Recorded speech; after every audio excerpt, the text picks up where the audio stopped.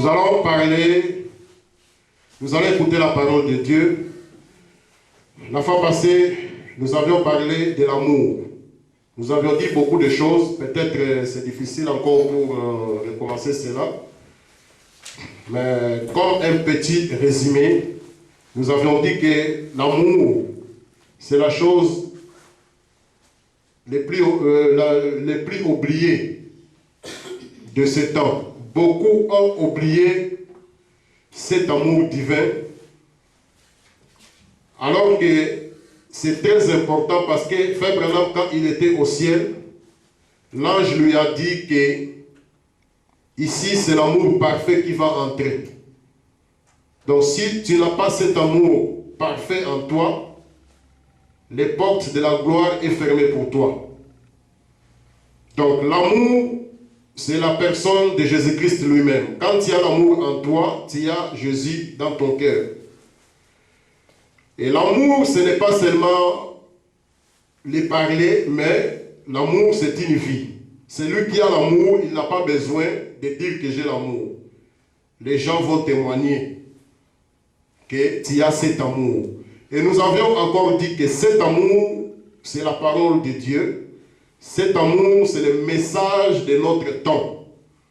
Et dans chaque âge ou dans chaque période, Dieu envoie cet amour à une personne seulement. Au temps de Noé, cet amour était dans Noé. Quand Noé était en train de prêcher la parole de Dieu, il était en train de distribuer cet amour. Il était en train de communiquer cet amour aux gens de ce temps-là. Et dans notre temps, quand William Branham prêchait sa parole, quand il donnait son message, il était en train de distribuer cet amour. Il était en train de nous communiquer cet amour. Et ceux qui ont cru à son message, ceux qui ont cru à William Branham, ceux qui ont cru à son ministère, ceux qui ont reconnu leur jour et leur message, cet amour s'est installé en eux. Et comme pour entrer au ciel, il faut cet amour parfait. Ceux qui ont reçu cet amour dans ces temps de la fin, les portes de la gloire sont ouvertes pour eux. Amen. Donc c'est très important d'avoir cet amour en nous. Et nous avons dit que nous avons deux sortes d'amour, philéo et agapao. Et l'amour philéo, c'est l'amour du diable. C'est l'amour que nous avons avec nos parents, avec nos frères, avec nos sœurs. Ce n'est pas un vrai amour. Mais l'amour agapao, c'est l'amour de Dieu. Quand nous naissons, nous venons dans le monde avec l'amour philéo.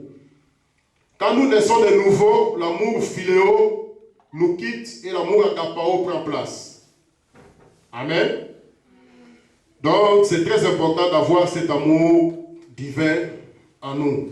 Et aujourd'hui, nous allons parler d'une autre chose. Nous allons parler d'un pays nouveau. Un pays nouveau.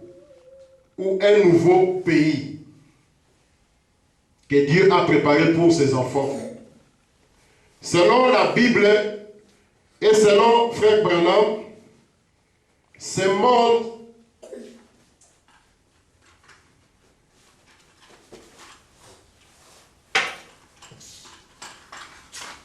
un pays nouveau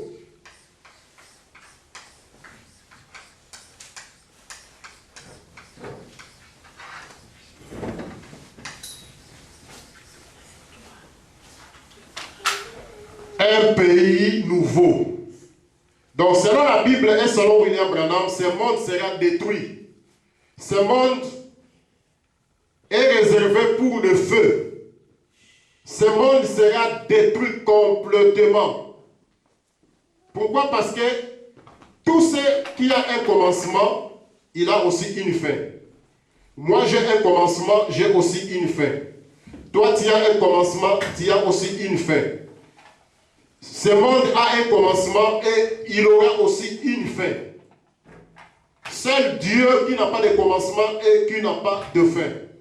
Donc ce monde a un commencement, il aura aussi une fin. Et bientôt, ce monde sera complètement détruit.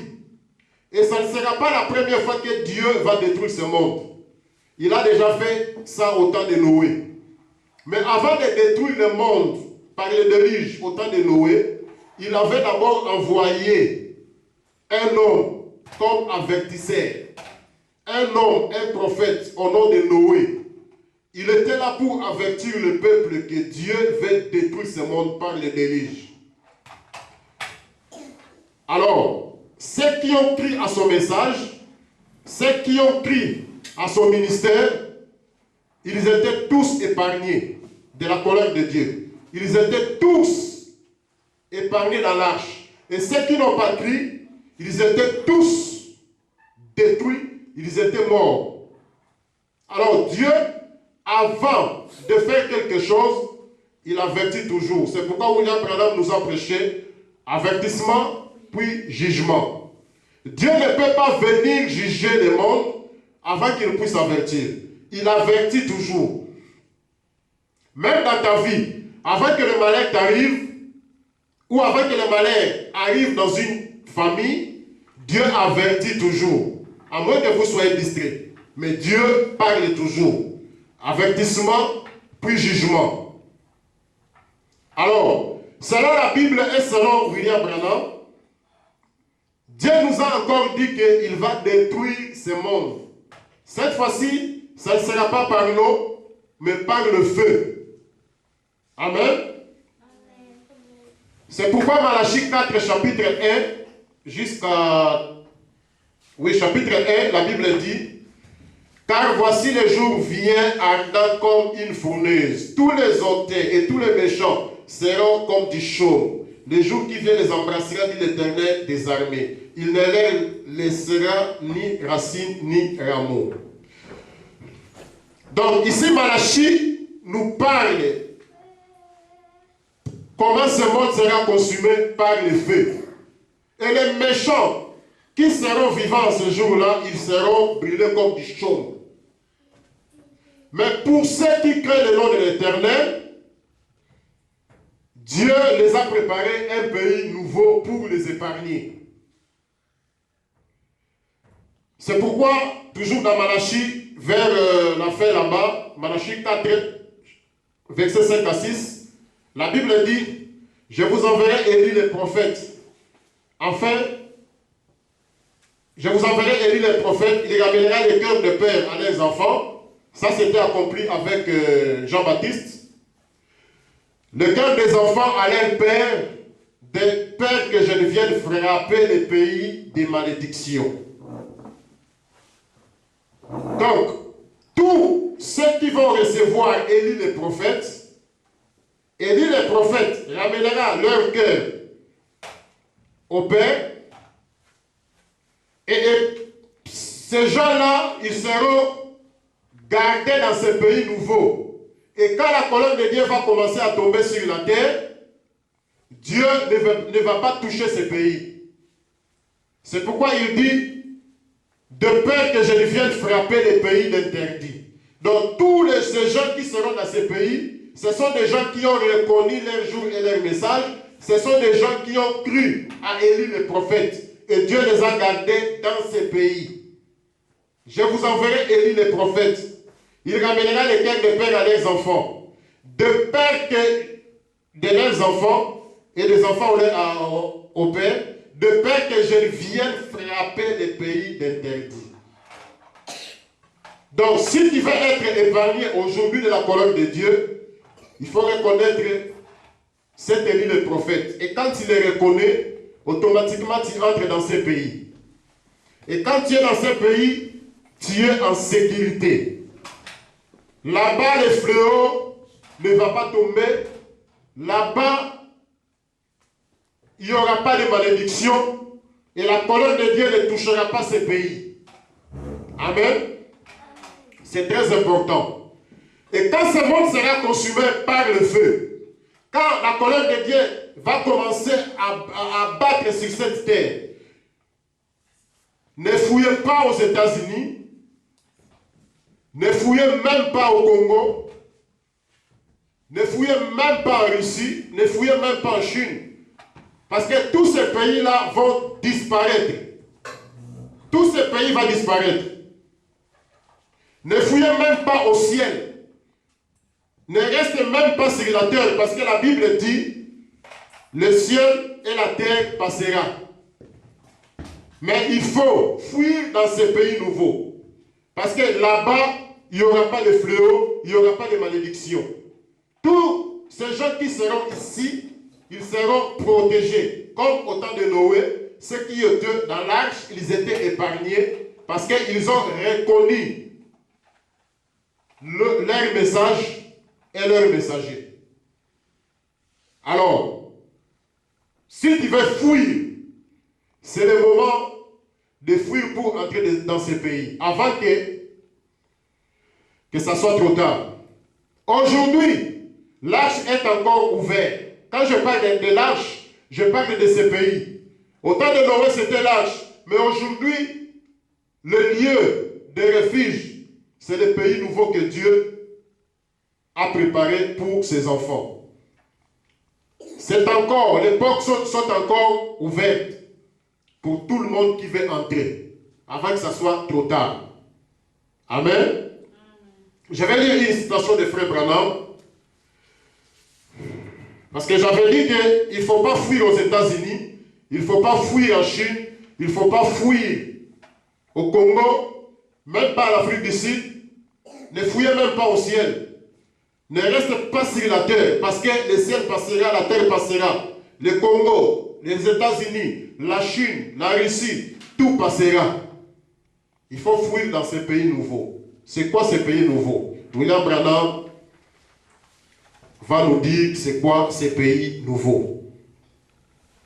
Je vais d'abord lire une citation de Frère Branham dans la vie éternelle et comment la recevoir. Paragraphe 118, Frère Branham dit, en effet, le monde entier est prêt, il tremble. Chaque nation tremble. Ne pensez pas que la Russie ne tremble pas.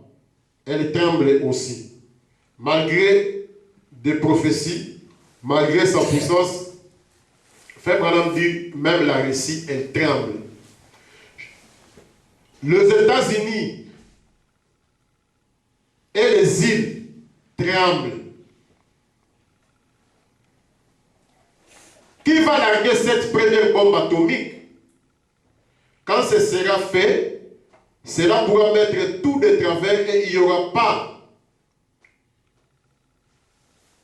un ... qui ...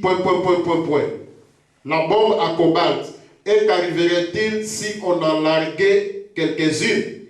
Il ne restera même pas une mouche ou un insecte sur la face de la terre. C'est-à-dire ici, Frère Branham nous dit que le monde entier tremble.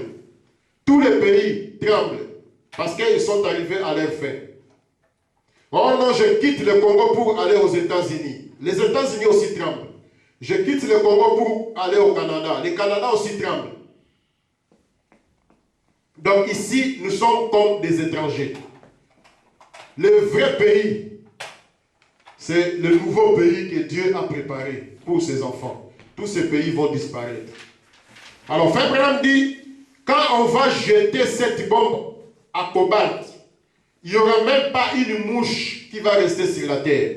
Tout sera complètement détruit. Il continue, paragraphe 119. Cela est maintenant même entre les mains des hommes méchants, c'est-à-dire cette bombe à cobalt. Cela est maintenant même entre les mains des hommes méchants et pécheurs, voués à l'enfer. La destinée de votre pèlerinage ici sur la terre, de votre voyage sur la terre, ai-je dit, est placée entre les mains des hommes méchants et pécheurs. Donc notre destinée ici sur la terre est entre les mains des hommes méchants et pécheurs. Ils nous maltraitent. Ils peuvent nous tuer comme ils veulent. Ils peuvent nous envoyer des factures comme ils veulent. Ils sont en train de nous maltraiter ici sur cette terre. Nous sommes entre les mains des hommes méchants, des hommes pécheurs. C'est pourquoi Frère Branham nous dit,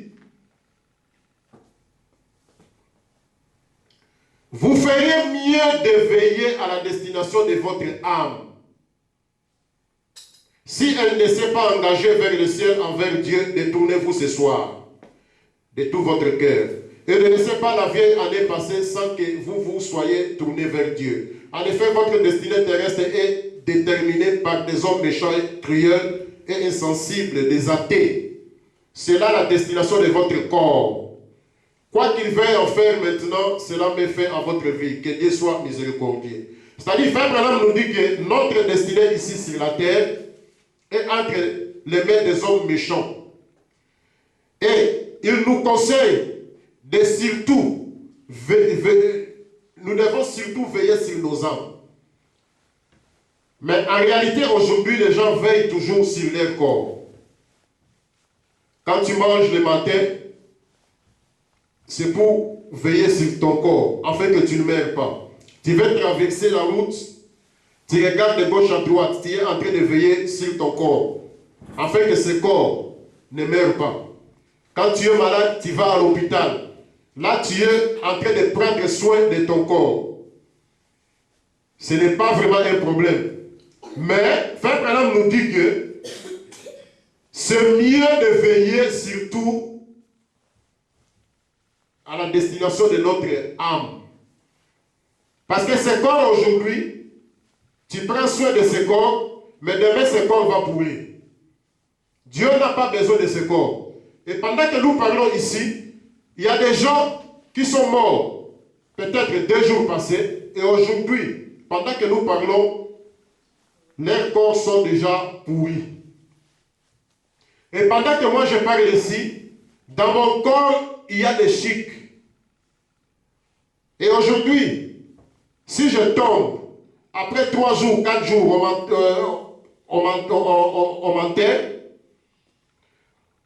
automatiquement vous verrez des chics en train de sortir dans mon corps. Donc Dieu n'a pas besoin de ce corps, mais Dieu a besoin de votre âme. Vous veillez sur votre corps, c'est bien, mais vous devez plus veiller sur votre âme. Dieu n'a pas besoin de ce corps. Et c'est votre âme qui va répondre devant Dieu ce jour-là. Tu fais manger ton corps le matin, il faut faire manger aussi ton âme. Tu fais manger ton corps à midi, il faut faire manger aussi ton âme. Tu fais manger ton corps le soir, il faut faire manger aussi ton âme. Parce que la Bible dit, le naturel explique toujours le spirituel. Si tu veilles sur ce corps, afin que ce corps ne meure pas, il faut veiller aussi sur ton âme, afin que ton âme ne meure pas. Tu peux être en bonne santé, mais à l'intérieur, tu es déjà mort. Alors que c'est l'intérieur qui est important devant Dieu, l'homme intérieur. Le naturel explique toujours le spirituel. Vous prenez soin de vos corps, prenez aussi soin de vos âmes. Et la Bible dit, l'homme ne vit pas seulement de pain, l'homme ne vit pas seulement de pain, mais il vit de toutes paroles qui sortent de la bouche de l'Éternel. L'homme vit de pain, c'est ce corps. C'est ce corps qui mange le pain. L'homme ne vit pas seulement de pain, mais de toutes paroles qui sortent de la bouche de l'Éternel. Ça, c'est l'homme intérieur. Et l'homme intérieur mange que la parole de Dieu. La parole qui sort de la bouche de l'Éternel. Et la bouche de l'Éternel, c'est les prophètes. Ne mangez pas la parole de votre pasteur ou d'un bishop ou d'un, je ne sais pas, d'un évangéliste ou d'un docteur. Mais mangez la parole qui sort de la bouche de l'Éternel. Et la bouche de l'Éternel, c'est les prophètes. Tous ces gens-là, les catholiques, les protestants, les abbés madame, ainsi de suite, ils mangent la parole de leurs dirigeants. Ça ne peut pas donner la vie dans leurs âmes. Mais l'âme, l'homme intérieur mange que la parole qui sort de la bouche de l'Éternel. La parole seulement du prophète. Amen. Quand nous allons au travail, c'est pour veiller sur ce corps. C'est pour payer nos loyers. C'est pour faire manger peut-être les enfants, acheter des voitures, ainsi de suite. Mais nous devons aussi veiller sur nos âmes. C'est très, très, très important. ce corps va passer. Mais Dieu aura besoin de ton âme. Amen. Alors, je vais lire encore des citations avant de continuer. Frère Branham dit ici, douleur de l'enfantement. Frère Branham dit, les douleurs longues prises, c'est ce qu'il en est. Elle va donner naissance. Elle doit faire son choix. L'écriture est sur la muraille. Nous voyons que la terre est presque sur le point de disparaître. Frère Branham dit que la terre est presque au point de disparaître. C'est vrai. Et nous voyons l'église. Elle est tellement pourrie. Elle aussi, presque sur le point de disparaître. Donc, la terre est presque au point de disparaître. L'église aussi est presque au point de disparaître. Frère Branham dit l'église est pourrie. Donc, il ne faut pas t'accrocher à une église. Aujourd'hui, quand on parle de Jésus, ou quand on critique, les gens critiquent Jésus, les autres sont calmes. Quand on critique Branham, ils sont calmes. Mais quand on touche à son pasteur ou à son église, là les gens se lèvent. Ils peuvent même sauter sur toi.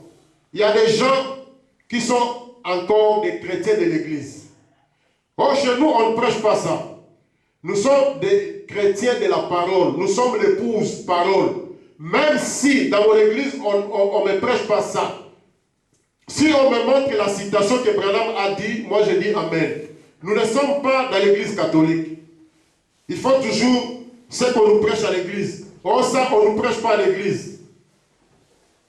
Là, ce sont des chrétiens de l'église. Ce sont des chrétiens qui sont accrochés à l'église.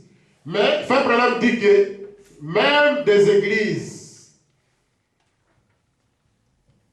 l'église est presque au point de disparaître. Et si tu t'accroches à une église, quand l'église va disparaître, et toi aussi tu vas disparaître.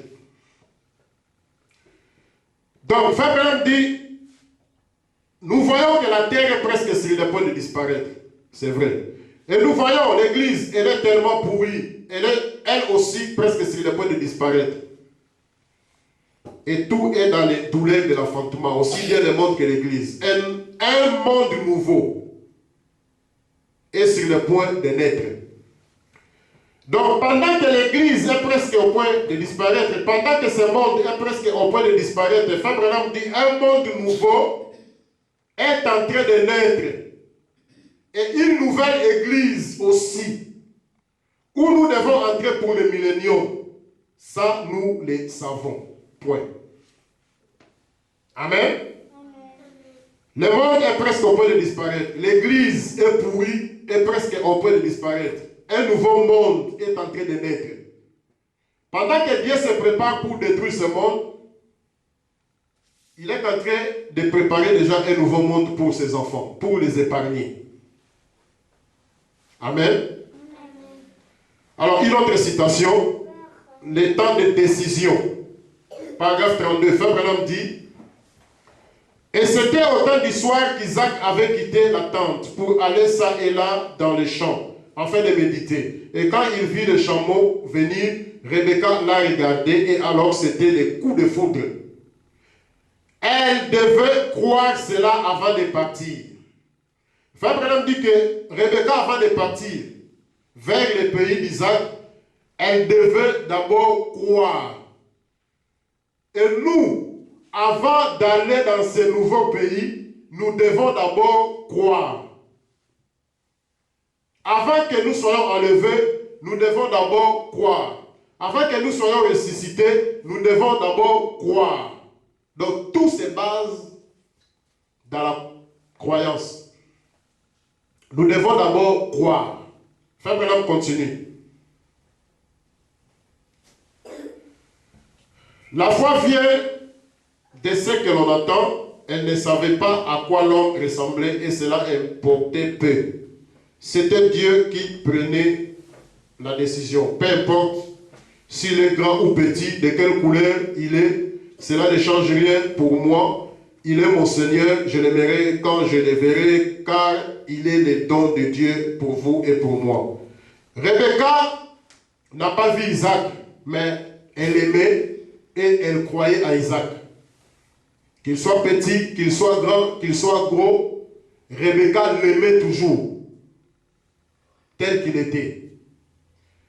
Et c'est Rebecca qui a quitté son pays pour aller au pays d'Isaac. Et nous aussi, nous devons quitter tous nos pays pour aller dans ces nouveaux pays. Ton pays peut être l'impudicité, ton pays peut être ton église catholique, kimbanguiste, protestant, ta mauvaise vie. Tu dois d'abord quitter toutes ces choses pour aller dans ces nouveaux pays, pour aller dans les pays d'Isaac. Amen. Alors, c'est quoi maintenant ces pays? C'est quoi ces pays? C'est Frère Branham qui va nous donner la réponse. Une autre citation, la manière d'un vrai prophète. Frère Branham dit au paragraphe 42, « Maintenant pour l'Église, nous sommes en voyage pour un pays de l'immortalité. » Donc dans ces pays-là, il n'y aura pas de mort. Frère Branham dit, nous sommes en voyage. Pendant que nous sommes sur cette terre, nous sommes des passagers, nous sommes des voyageurs. Donc ne soyez pas distraits dans ce monde. Nous sommes des voyageurs. Nous sommes en voyage pour un pays de l'immortalité. Dans ce pays-là, il n'y aura pas de mort. Il n'y aura pas de mort. Un pays où il n'y a pas la mort. Un pays où les morts sont ressuscités. Donc, dans ce pays-là, il n'y aura pas de discussion. Oh, les morts sont ressuscités. Oh, les morts ne sont pas ressuscités. Il n'y aura pas de discussion. Fabien dit, dans ce pays, les morts sont déjà ressuscités. Et tous ceux qui sont déjà dans ce pays, s'ils meurent aujourd'hui, dans ce monde, automatiquement, ils sont debout dans ce pays. Là-bas, il n'y aura pas de mort. Oh non, le frère tel est mort, la sœur telle est morte. Vous voyez qu'il est mort, mais en réalité, il n'est pas mort. Il a seulement quitté ses corps. Mais dans ce pays, il est vivant. Amen. Notre sœur Chedina, elle est vivante dans ce pays. Elle est déjà debout, elle nous attend. Tous nos frères, notre sœur, comment elle s'appelle? La sœur Olga, la femme de notre frère Kabo, qui était partie. Elle est déjà debout. Elle est déjà ressuscitée. Elle est dans ces nouveaux pays. Elle nous entend. Frère dit, dans ces pays, les morts sont déjà ressuscités.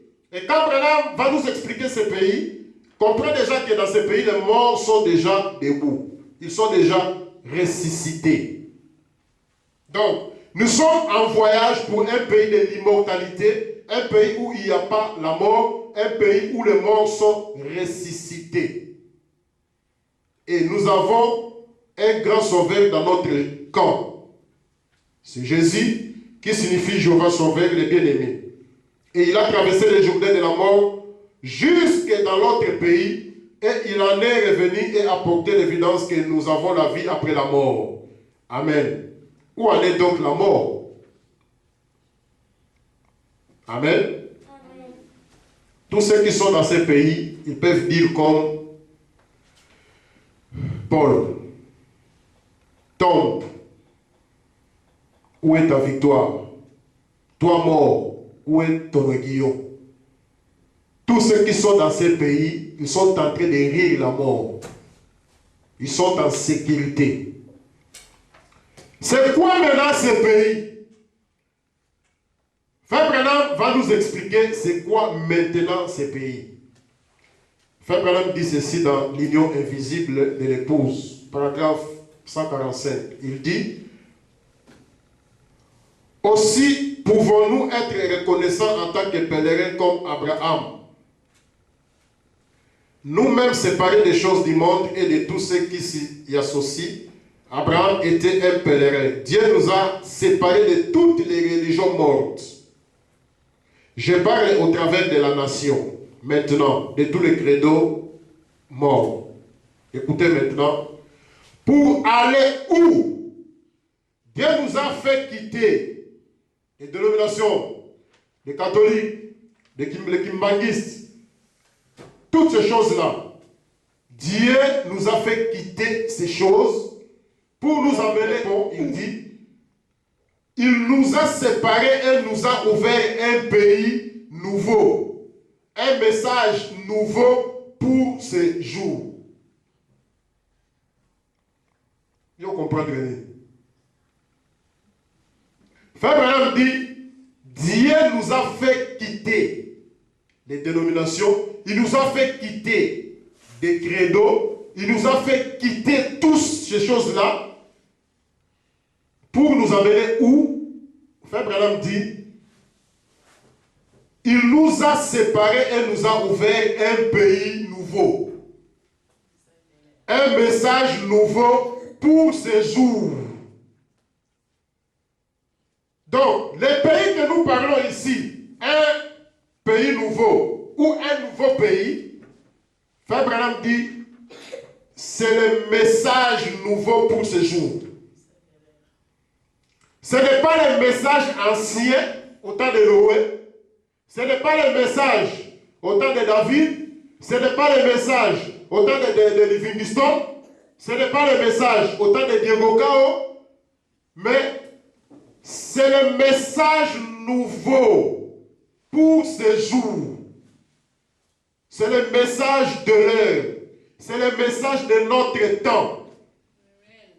Et Frère Branham dit, le message de notre temps, c'est toutes les promesses qui sont accomplies aujourd'hui dans notre temps. Dans un pays, nous avons des villages, nous avons des quartiers, nous avons des quartiers, des villages, ainsi de suite. Et notre message, c'est toutes les promesses qui sont accomplies aujourd'hui dans notre temps. Luc 17 et 30, Zacharie 14, 7, Malachie 4, 5 à 6. Apocalypse 10 à 7. On a des villages, on a des quartiers, ainsi de suite. C'est ça qui fait notre message aujourd'hui. C'est ça le nouveau pays. C'est là où Dieu est en train de cacher ses enfants afin qu'ils puissent échapper à la colère de Dieu qui va venir. Les pays nouveaux. C'est le message nouveau pour ces jours. Tous ces gens-là qui sont dans des églises du message et on ne les prêche pas des promesses qui sont accomplies aujourd'hui, malgré qu'ils disent qu'ils sont dans les messages, en réalité ils ne sont pas encore dans ces pays nouveaux. Ils ne sont pas encore dans les messages. Ne pas croire les promesses qui sont accomplies aujourd'hui, tu es étranger dans notre pays. Tu es étranger. Ici au Canada, il y a aussi des étrangers ici. Tu es au Canada, mais tu es étranger. Tu es dans le message, mais tu es étranger, tu n'es pas citoyen de ces pays. Le message, ce n'est pas une révélation pour toi. Tu es peut-être jeté le Ngunda, tu es peut-être venu jeter le Ngunda, tu as demandé l'asile. Tu es un étranger dans ces messages du temps de la fin. Si tu ne crois pas toutes les promesses qui sont accomplies aujourd'hui, parce que c'est ça le nouveau pays. Amen. Amen. Donc, le nouveau pays, c'est un message nouveau pour ce jour. Là, je vois que tout le monde sont d'accord. Mais ce n'est pas encore fini. Vous verrez que beaucoup sont des étrangers. Nous allons lire encore une citation de Frère Branham. Lire les prophètes, ce n'est pas un péché. Amen. Dans notre pays qui est le message, nous lisons toujours les prophètes, nous lisons toujours que le prophète a dit. Si tu ne veux pas écouter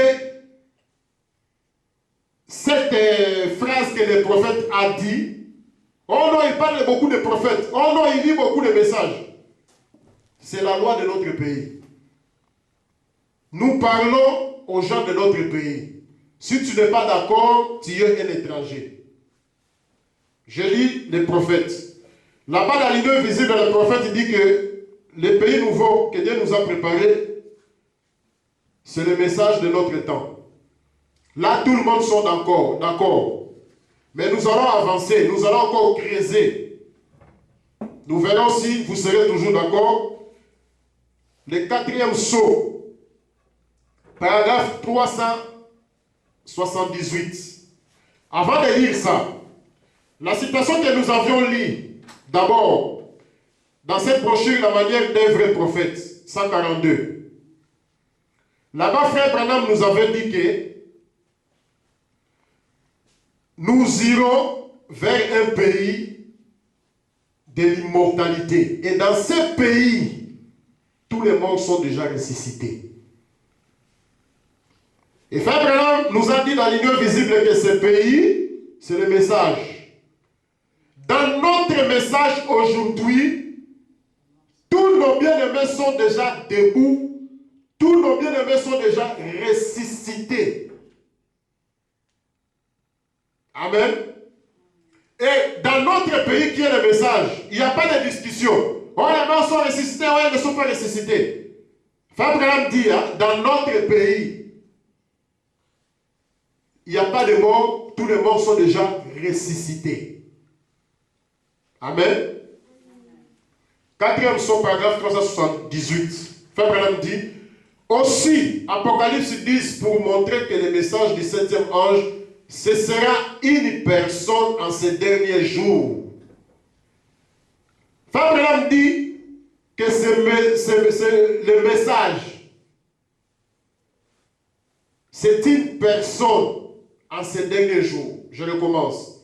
Aussi, Apocalypse 10, pour montrer que le message du 7e ange, le message du 7e ange, Fabraham dit, ce sera une personne en ces derniers jours. Donc le message aujourd'hui, c'est une personne. Parce que les messages et les messagers sont un. Quand nous parlons du message aujourd'hui, nous voyons William Branham. Le message aujourd'hui, c'est une personne. Les messages et les messagers sont un.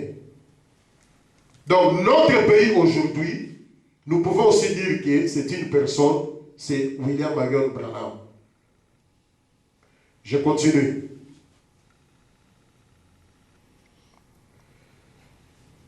Aussi, Apocalypse 10 pour montrer que le message du 7e ange, ce sera une personne en ces derniers jours qui sera ointe de Dieu pour remplir un ministère tout à fait semblable à celui d'Élie, le prophète. Comme prédit dans Malachie 4. Vous voyez que c'est William Branham. Pour révéler la vraie parole de Dieu originale dans cette génération. La parole de Dieu originelle dans cette génération. Donc, dans l'union visible, Frère Branham dit que notre pays nouveau, c'est le message.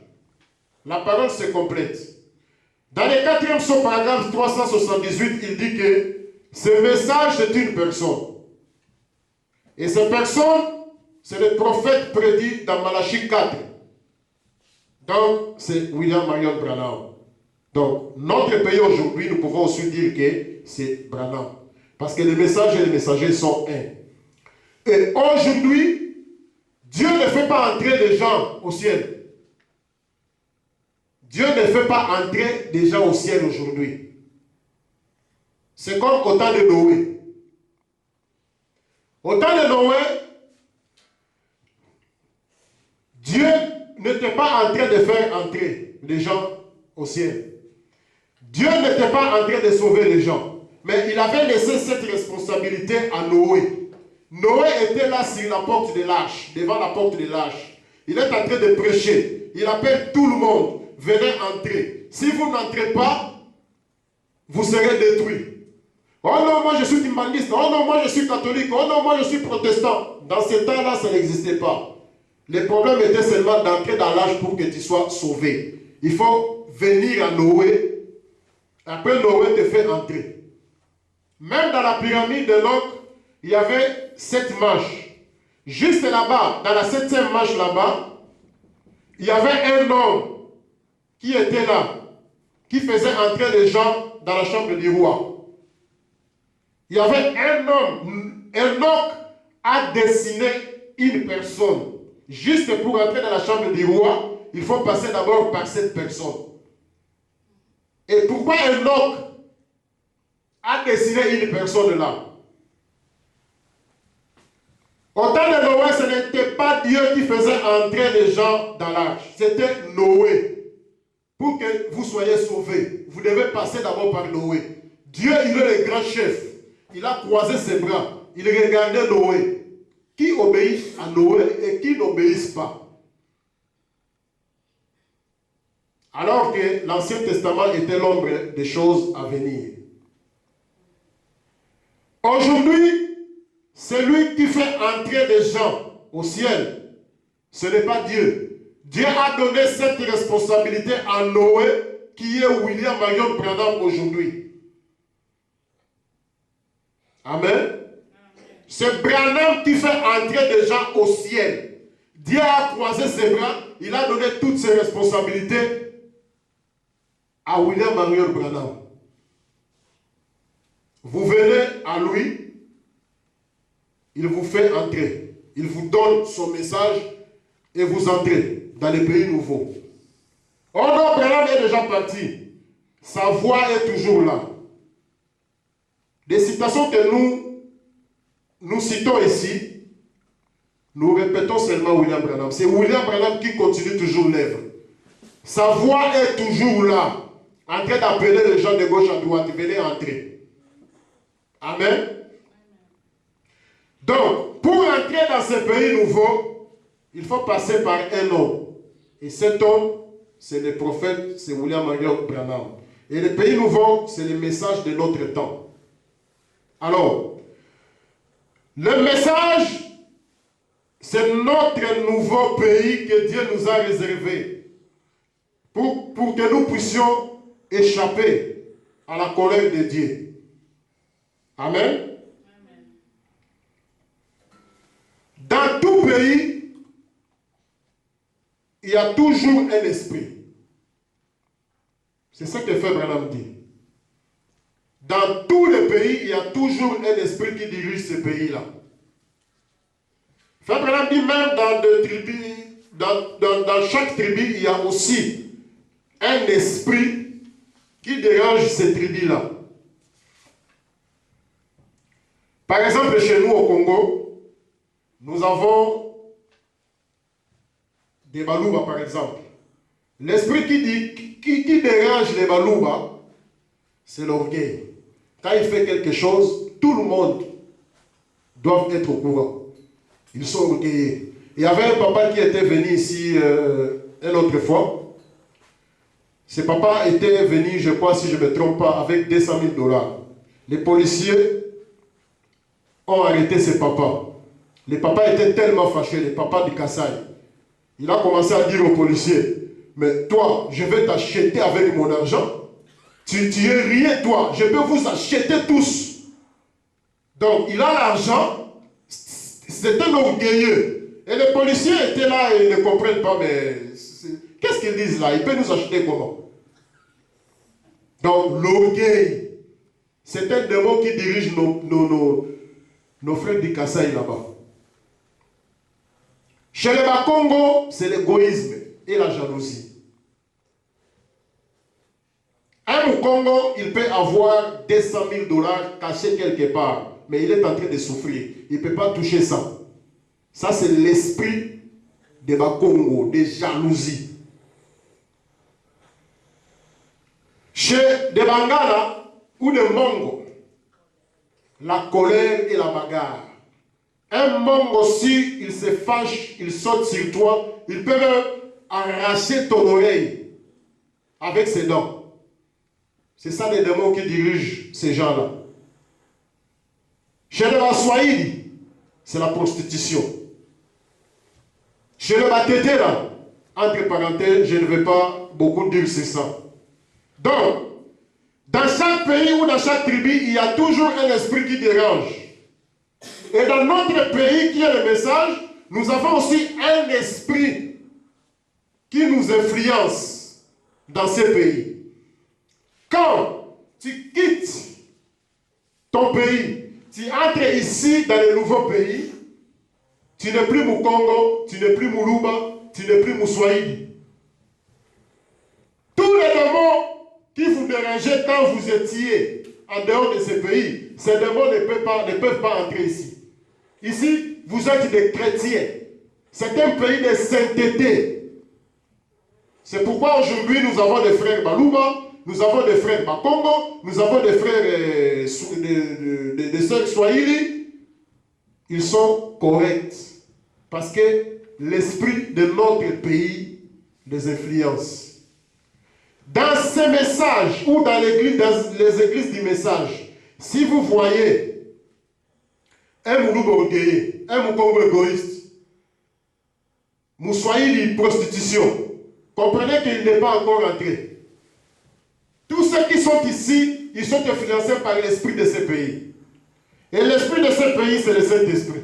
C'est la parole de Dieu. Nous sommes influencés par la parole de Dieu. Nous sommes influencés par le Saint-Esprit. Nous sommes influencés par Dieu lui-même. Amen. Donc, dans chaque pays, Frère Branham dit, il y a toujours un esprit. En Chine, par exemple, ce sont des copieurs. Ils n'ont rien à inventer, ils copient toujours. Quand tu vas en France, Frère Branham dit, ce sont des critiqueurs. Tu vas au Congo, l'esprit qui dirige les Congolais au complet, c'est la jalousie. Ils ne peuvent pas voir son frère en train d'avancer. Là, son cœur n'est pas bien. Ils vont commencer à créer des problèmes. Oh, combattant.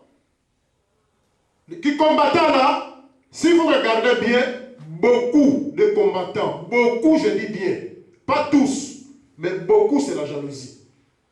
Aujourd'hui, nous ne voulons pas de lui, mais tout ce qu'on va mettre là-bas, il y aura toujours des problèmes avec les Congolais. Il y aura toujours des problèmes parce que les Congolais ne veulent pas voir son frère avancer dans les affaires ou avancer dans les business, même dans la parole de Dieu. Et pendant que nous avons l'église ici, beaucoup ne sont pas contents. Qu'est-ce qu'il veut montrer? Pourquoi il n'est pas venu chez nous? C'est toujours comme ça. L'esprit qui dérange les Congolais. C'est un mauvais esprit. Alors, tous les Congolais qui sont ici dans ce pays, ils sont corrects. L'esprit de jalousie les a déjà quittés. Même s'il voit son frère avancer, il est content. Amen. C'est pourquoi nous avons vu des Congolais étaient venus ici nous soutenir. Que Dieu les bénisse. Frère Branham dit, dans les 5 identifications précises de la vraie Église du Dieu vivant, paragraphe 24 et 29, il dit, quand vous allez en Allemagne, vous trouverez un esprit allemand. Quand vous allez en Angleterre, vous trouverez un esprit anglais. Vous allez en Suède, vous trouverez un esprit suédois. Et vous allez en France, vous trouverez un esprit français. Vous venez en Amérique, vous trouverez un esprit américain.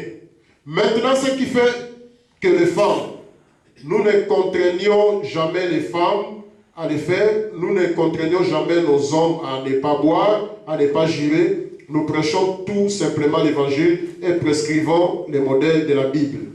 Beaucoup d'hommes qui viennent à la foi pentecôtiste et à la foi de la sainteté entrent et professent l'être alors qu'ils ne le sont pas dans leur cœur. Beaucoup de femmes font de même. Nous ne leur disons pas qu'ils doivent le faire, nous leur donnons simplement les modèles et leur disons ce que dit la Bible. Et s'ils sont nés de l'Esprit céleste, alors leur esprit n'est plus américanisé. Il n'est plus germanisé. Il est rendu céleste pour le royaume de Dieu. Car nous sommes dans un autre royaume. Le royaume de Dieu où existe la décence, la sainteté et la puissance. Amen. Amen.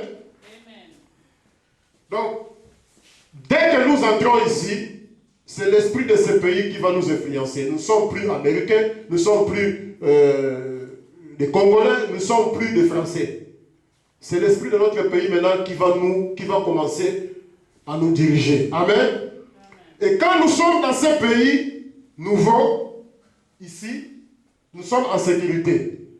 Pas question de sorciers. Oh non, les sorciers m'attaquent. Oh non, ma tante m'a ensorcelé.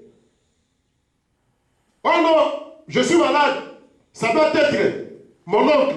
Ici, c'est un pays de sécurité. Un sorcier ne peut pas entrer ici pour t'attaquer. À moins que toi, tu sors de ce pays, tu traverses les frontières, là, les sorciers peuvent t'attraper. Mais si tu es ici, un sorcier ne peut pas pénétrer ce pays. Amen. Amen. Ici, nous sommes en sécurité. Et dans ces pays, j'ai cette citation, peut-être la fois prochaine, je vais lire ça. Frère Branham dit, Dieu nous voit en bonne santé. Il n'y a pas de maladie ici. Dieu nous voit en bonne santé. Même si tu es malade, ne croyez pas à ça. Frère Branham dit, quand tu sens des douleurs en toi, tu n'es pas encore malade. C'est la maladie qui est à la porte, elle est en train de frapper la porte pour entrer. Dieu nous voit ici en bonne santé. Ne croyez pas que tu es malade. Moi, tel que je suis là, je sens des douleurs. Mais je fais toujours un effort. Je suis en train de créer toujours l'atmosphère. Ici, Dieu nous voit en bonne santé. Tu es malade, refuse ça au nom de Jésus-Christ. Je ne suis pas malade. N'ouvre pas la porte. Parce que quand tu dis que je suis malade, tu as ouvert la porte et la maladie s'installe en toi. Il y a un frère que je ne vais pas citer son nom, il est ici à Montréal. Il était parti un jour à l'hôpital. On l'a attrapé avec 5 cancers. Cancer de l'os, cancer du sang, cancer ainsi de suite. Ce frère-là a été troublé. Il a dit, c'est un frère du groupe de prière, pas le frère du message. Il dit au docteur que non, moi je ne suis pas malade. Le docteur l'a dit, bon, il faut signer. Si tu ne veux pas écouter ce que je dis, il faut signer le papier. Et il a signé qu'il n'est pas malade. On lui a quand même donné les papiers, tout ça. Quand il est sorti, il est arrivé au métro, il a lu ça, bien confirmé qu'il est malade. Il a pris tous ses papiers, il a déchiré, il a jeté aux poubelles. Il a dit à lui-même, je ne suis pas malade au nom de Jésus. Jusqu'aujourd'hui. Je crois aujourd'hui, si je ne me trompe pas, c'est sa 15e année. Depuis qu'on l'avait attrapé avec cette maladie-là. C'est la 15e ou 16e année. Il est en bonne santé. Et quand les docteurs ont vérifié encore, il n'y avait pas de maladie en lui. Donc, quand vous acceptez que je suis malade, automatiquement, le diable est venu, tu as traversé les frontières, tu es sorti du pays. Et là-bas, le diable t'attrape. Alors, dans ce pays, les sorciers ne peuvent pas entrer ici. Dans ce pays, Dieu nous voit en bonne santé. Dans ce pays, il n'y a pas de stérile. Oh non, moi je ne mets pas au monde, ne croyez pas à ça. Un jour, nous allons essayer de parler sur ça. Et dans notre pays, qui est le message du temps de la fin, parce que le naturel explique toujours le spirituel. Quand tu es au Congo, tu souffres, tu passes des moments difficiles, tu vas aller au Canada pour jeter les Ngunda. Tu vas aller aux États-Unis pour jeter les Ngunda, pour demander l'asile. Parce que tu souffrais dans ton pays. Alors tu vois que non, là-bas, je serai quand même bien. Il y a des gens aussi qui sont venus dans le message. Peut-être, ils ont vu que nos sœurs se comportent bien, elles s'habillent bien. Beaucoup sont venus pour le mariage. Il y en a d'autres qui étaient malades. Il est venu seulement pour la guérison. Il y en a d'autres qui sont venus peut-être pour la guérison. D'autres sont venus peut-être pour chercher l'argent. Parce qu'ils savent que non, là-bas, il y a l'amour. En réalité, ils sont venus demander l'asile. Ce sont des étrangers. Dans notre pays, ici, dans notre nouveau pays ici, il n'y a pas de Ngunda. Il n'y a pas d'asile. Nous sommes comme des Chinois. Si tu étais venu demander l'asile dans ce pays, Aujourd'hui, Dieu m'a mandaté pour te dire que ton dossier est rejeté au nom du Seigneur Jésus-Christ. Ici, dans notre pays, il n'y a pas de Mundère, il n'y a pas d'asile. Nous sommes comme des Chinois. Ton dossier est rejeté et bientôt, c'est le refoulement. Chacun de nous va rentrer dans son pays. Aujourd'hui, nous sommes un foule mélangé. Nous ne savons plus qui est frère, qui est sœur, qui est pasteur, qui ne l'est pas. Le diable aujourd'hui a porté notre uniforme. Il est devenu comme l'un de nous. Qui est frère, qui est sœur, qui est pasteur, on ne comprend pas. Nous sommes mélangés. Alors, le refoulement va commencer bientôt, le recensements. Il faut être citoyen de ces pays pour rester. Si tu es un Goundé, un demandeur d'asile, aujourd'hui, préparez-vous pour retourner dans votre pays. Nous n'avons plus besoin de vous. Amen. Dans notre pays ici, parce que dans chaque pays, il y a toujours des lois. Ici au Canada, il y a beaucoup de lois. Aux États-Unis, beaucoup de lois. En France, beaucoup de lois. Partout, il y a toujours des lois. Et dans notre pays ici, il y a aussi des lois à respecter. Par là, nous verrons si tu es étranger ou pas. Il y a des lois ici. Nos sœurs, dans ces pays, ils portent toujours des longues jupes. Nos sœurs, dans ces pays, ne portent pas des mini-jupes. Parce qu'aujourd'hui, nous avons des étrangers dans cette ville. Des étrangers. Ils portent des mini-jupes avec de longues bottes jusqu'à la cuisse. Mais en réalité, elle a porté un mini-jupe. Mais avec une botte ici, son pied, on ne peut pas voir son pied. Mais quand on arrive maintenant au test, quand elle veut maintenant s'asseoir, c'est là maintenant qu'il y a un problème. Elle ne peut pas s'asseoir parce que tous les mystères seront révélés. Il va chercher quelque chose pour mettre ici, pour couvrir.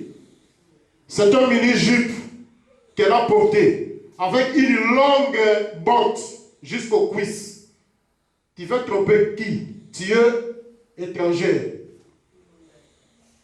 Prépare-toi à rentrer au groupe de prière, à rentrer dans ton pays. Chez nous, nos sœurs s'habillent correctement. Amen. Et chez nous, ici, dans ce pays, les frères ne portent pas de culottes. Que ce soit à l'extérieur ou en dessous de ton pantalon, tu ne peux pas porter une culotte, c'est la loi du pays. Frère Branham dit ceci, la culotte, c'est le sous-vêtement de la femme. Quand tu portes ça, tu as porté un sous-vêtement, tu as porté le sous-vêtement de la femme. Et c'est une abomination devant Dieu. Frère Branham dit ceci, les dents de Satan. Un homme qui porterait une espèce de petit short d'efféminé et qui sortirait avec ça. Parce que beaucoup disent seulement que non, j'ai mis ça dans mon pantalon, mais je ne sors pas avec ça. Frère Branham dit, il appelle ça espèce de petit short d'efféminé. Même si tu portes ça en dessous de ton pantalon, tu deviens efféminé. Il continue, il dit, je ne pense pas qu'il soit vraiment un homme. Tous ces gens-là, même des pasteurs qui portent des coupés, des culottes en dessous de leur pantalon, Frère Branham regrette, il dit, je ne pense pas que ce sont des hommes. Je ne pense pas. Ce n'est pas seulement sortir avec ça à l'extérieur. Écoutez. Frère Branham dit, c'est le plus grand efféminé que j'ai jamais rencontré. Voyez. Elle a amené son Adam pervertir à agir comme elle. Voyez-vous, à porter ses sous-vêtements à elle. Frère Branham l'appelle les sous-vêtements de la femme. Elle a vu ce qu'elle pouvait réaliser là-bas en enlevant tous ses vêtements, sauf ses sous-vêtements. C'est les shorts, donc la culotte. Bien sûr, c'est ça un sous-vêtement féminin. Donc la culotte, Frère Branham dit, c'est les sous-vêtements féminins. C'est les sous-vêtements de la femme. Un homme, il porte ça, même en dessous de son pantalon, il a porté les sous-vêtements de sa femme. Un homme ne peut pas porter l'habillement des femmes, et la femme aussi ne peut pas porter l'habillement des hommes. Frère Branham dit, c'est une abomination devant Dieu. Un pasteur derrière la chair, il est en train de sauter, il est en train de prêcher, il fait des miracles, mais à l'intérieur, un petit sous-vêtement là-bas, il est en abomination devant l'Éternel. Malgré ces miracles, un jour, Dieu le dira, je ne t'ai jamais connu. Malgré tes miracles. Oh, je fais des miracles, je fais ça. Je ne t'ai jamais connu. Tu commettais l'iniquité. Et à partir d'aujourd'hui, quand tu lis cette citation, tu connais la vérité, tu ne veux pas pratiquer, c'est ça l'iniquité. La culotte, Frère Branham dit, c'est le sous-vêtement féminin. Même si tu ne sors pas avec, tu ne sors pas à l'extérieur avec ça. Le fait seulement de le porter, tu as porté un sous-vêtement féminin. Tu es aussi un efféminé. Amen. Dans ce pays nouveau, nous n'avons pas de télévision dans nos maisons. Nous n'avons pas de télévision. Nous devons faire un effort pour chasser ces trucs-là dans nos maisons. Des fois ça entre, des fois ça sort, des fois ça entre. C'est un démon têtu, mais nous allons obéir à la parole. Frère Branham dit ceci. Frère Branham dit,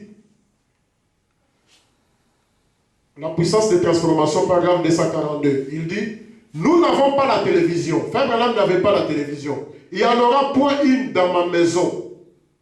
Jamais. Mais il avait une, point. Si vous le voulez, c'est à vous de choisir. Mais Dieu m'a dit de ne pas le faire. Dieu a dit à William Branham de ne pas avoir la télévision. Ce n'est pas notre sujet d'aujourd'hui, mais c'est pour seulement vous dire que nous avons encore une loi dans ces pays. Pas question de télévision à la maison. Et regardez bien, dans toutes ces familles-là qui ont des télévisions à la maison, les enfants sont des impolis. Les enfants sont de mal éduqués. Parce que tout ce qu'ils voient à la télé là-bas, ils vont les pratiquer aussi. J'étais surpris un jour, ça c'était en Afrique, un enfant, je crois, de 3 ans comme ça, un petit garçon de 3 ans et une petite fille je crois, de 3 ans aussi, ils étaient en train de s'embrasser, de se donner des bisous. Et la façon qu'ils se donnaient des bisous là, ils étaient comme des grands. Donc, c'est quelque chose qu'ils ont vu quelque part. Vous laissez vos enfants derrière la télévision. Vous êtes en train de maudire les enfants, sans le savoir. Et des fois, le papa est là, la maman est là. Ils sont en train de regarder un film avec les enfants. Et le papa demande aussi à l'enfant, est-ce qu'il va le tuer? Est-ce qu'il va le tuer? Le papa, il est là devant la télévision. Il a ouvert ses gros yeux. Il dit, alors, nous n'avons pas de télévision dans nos maisons. Frère Branham dit, Dieu m'a dit de ne pas le faire. Et si Dieu a interdit à Branham de ne pas toucher des femmes, nous ne devons pas aussi toucher les femmes. Si Dieu a dit à Branham de ne pas boire la boisson, nous ne buvons pas aussi la boisson. Si Dieu a dit à William Branham de ne pas fumer, nous ne fumons pas aussi. Dieu a dit aussi à William Branham de ne pas avoir la télévision. Il faut continuer. Oh non, je ne filme pas. Tu as la télévision à la maison. Oh non, je ne bois pas. Tu as la télévision à la maison. Toutes ces choses-là étaient interdites à William Branham. Et l'apôtre Paul dit, dans l'Hébreu 13, pour terminer, il dit, souvenez-vous, Hébreu 13, chapitre verset 7, souvenez-vous de vos conducteurs qui vous ont annoncé la parole de Dieu. considérer quelle a été la fin de leur vie et imiter leur foi. Si réellement Branham est notre conducteur, nous devons imiter sa foi. Il n'avait pas de télévision, nous n'avons pas aussi de télévision. Si tu discutes, tu es un étranger. Dans notre pays, nous avons beaucoup de lois, parce que nous n'avons pas de temps. Ici, beaucoup de lois. Si vous voyez un frère ou une sœur qui dit qu'il est dans les messages, il se comporte mal. Comprenez seulement que c'est un étranger. Parce qu'aujourd'hui, nous avons beaucoup de gens, beaucoup de frères, beaucoup de sœurs qui sont des étrangers dans ces pays. Nous avons aussi beaucoup de pasteurs qui ne sont pas les citoyens de ces pays. Ce sont des étrangers. C'est pourquoi on a beaucoup de troubles aujourd'hui derrière la chair. Ce sont des étrangers. Et si tu es dans ces pays, tu vas soutenir aussi ces pays. Parce que quand nous travaillons ici, au Canada par exemple, nous payons nos impôts, nous payons nos taxes. Ces taxes, ces impôts, c'est pour soutenir le Canada. C'est pourquoi aujourd'hui nous avons des autoroutes, nous avons de parcs, nous avons beaucoup de choses. C'est à cause de nos impôts, c'est à cause de nos taxes. Nous sommes en train de soutenir le Canada afin que le Canada puisse aller de l'avant. Et si nous sommes aussi dans un pays nouveau, nous devons supporter aussi ce pays. Nous devons aussi faire quelque chose afin que ce pays puisse aller de l'avant. Nous devons payer nos impôts, nos taxes qui sont nos dîmes et nos offrandes pour l'avancement de ce pays. J'attends quelque part, on est en train de construire une église. Si j'ai même $1, j'envoie. J'ai $5, j'envoie. La barre rouge-gorge est en train de commencer quelque chose. Je contribue. J'attends quelque part là-bas, à Frontenac, ils sont en train de faire une cotisation, peut-être pour acheter une église. Je contribue. Là-bas à Assel, ils sont en train peut-être de chercher l'argent pour acheter des micros. Je contribue. Amen. Nous faisons ça pour l'avancement de notre pays qui est le message de l'air. Et pour entrer dans ce pays, nous avions dit que on n'entre pas comme ça, on ne prend pas des avions ni des bateaux. Pour entrer dans ce pays, il faut reconnaître son jour et son message. Tu reconnais l'élite, les prophètes, tu reconnais ton jour et ton message, automatiquement tu es citoyen de ce pays. Je vous envoie Élie le prophète. Il ramènera les cœurs des enfants à leur père, des pères que je ne vienne frapper les pays des malédictions. Tu reconnais son message, tu reconnais Élie le prophète, tu crois à son message, tu es dans ce pays et il y a une promesse qui dit que Dieu ne va pas frapper ce pays. Quand la colère de Dieu va commencer à tomber, tous ceux qui seront ici, ils seront protégés. Amen. On arrête là pour aujourd'hui. Que le Seigneur vous bénisse. Amen. Nous allons prier. Seigneur notre Dieu, sois béni, sois glorifié. Merci pour tout ce que tu as fait au milieu de nous. Merci Seigneur Jésus-Christ pour ta parole. Merci Seigneur pour ce temps que tu nous avais donné enseigné pour t'adorer Seigneur Jésus-Christ en écoutant ta parole. Assiste-nous Seigneur notre Dieu, à chaque fois nous sommes enseignés Seigneur notre Dieu. Commence toujours avec nous et termine toujours avec nous. Dirige toujours nos pas, Seigneur notre Dieu, vers les semences prédestinées, afin que ces gens-là, Seigneur Jésus-Christ, puissent écouter ta parole et qu'ils puissent nous rejoindre, Seigneur, dans la foi. Nous remettons cette église entre tes saintes mains, Seigneur notre Dieu. Sois toujours avec nous, Seigneur Jésus-Christ. Pourvois toujours aux besoins, Seigneur notre Dieu, qui se présentent. Bénis, Seigneur, le bien-aimé partout dans ce monde. Et surtout, Seigneur, dans cette ville de Montréal, je les remets tous entre tes saintes mains. Parmi eux, il y en a qui ont des problèmes, il y en a qui sont liés, Il y en a, Seigneur, notre Dieu, qui ont des besoins.